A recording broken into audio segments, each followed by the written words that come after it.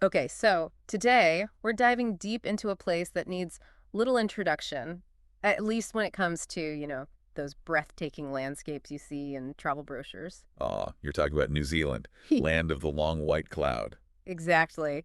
But hold on to your hiking boots, folks, because this is about to get real. We're going way beyond the postcard perfect mountains and those cute little kiwis, although don't worry, we'll get to those guys too. What always struck me about New Zealand is how its beauty, that kind of takes your breath away. How that's just the surface. It's like the earth itself is trying to tell you a story there, wouldn't you say? Oh, absolutely. Just picture those fjords, right? The ones in Fjordland National Park. Stunning. Seriously, you see pictures and you think, okay, glaciers, ice age, carving out those valleys.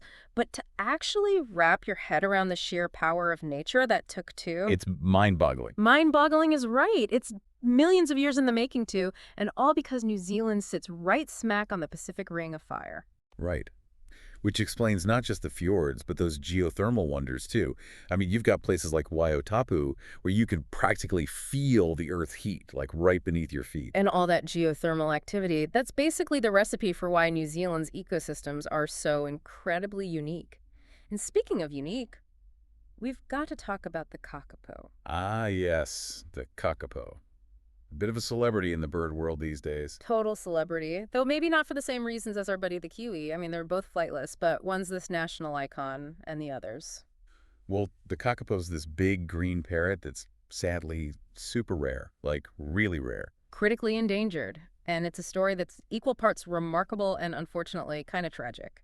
You see, evolutionarily speaking, they were perfectly adapted to an environment without predators. So no need to fly, no worries about anything trying to eat them. Precisely. But of course, then humans came along, bringing with them, well, rats, stoats, possums, the whole gang. Exactly, and suddenly this bird that had evolved in this perfect little paradise was incredibly vulnerable. Now, add to that habitat loss, which is a major problem for so many species, and the kakapo was facing an uphill battle. And that's not even mentioning their love life. Ah, yes, the breeding cycle. Not helping matters, are we? Let's just say they're not the most, shall we say, proactive breeders. Mhm. They only nest on the ground, and even then it's every few years. So, yeah, not exactly a recipe for a quick comeback. So it's almost like the things that make them so special are also the things that make it so hard for them to survive. That, unfortunately, is the paradox of the kakapo. Mhm.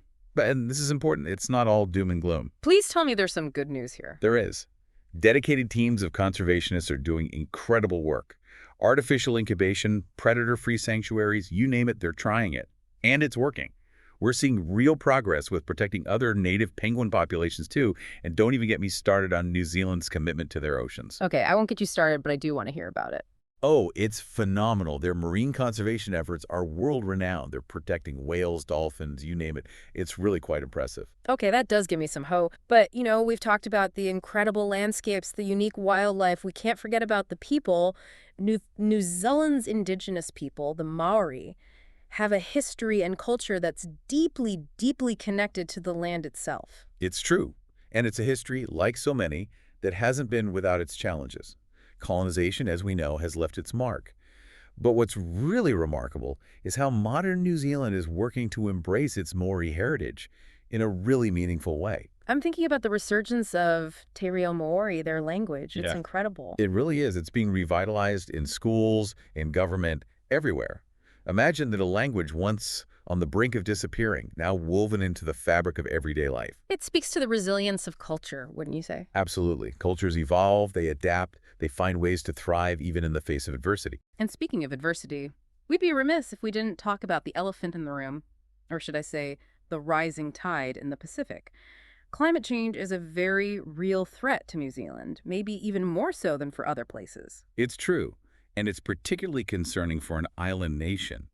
Those stunning beaches, those charming coastal villages, they're facing the very real and immediate consequences of rising sea levels. It's scary to think about, but the good news is it sounds like New Zealand isn't shying away from the problem. Not at all. In fact, they're tackling it head on. They're investing heavily in renewable energy, implementing innovative conservation strategies. It's really quite inspiring. So they're not just trying to protect their own slice of paradise, they're setting an example for all of us. Precisely. Yeah. New Zealand is like this living, breathing laboratory of sustainability.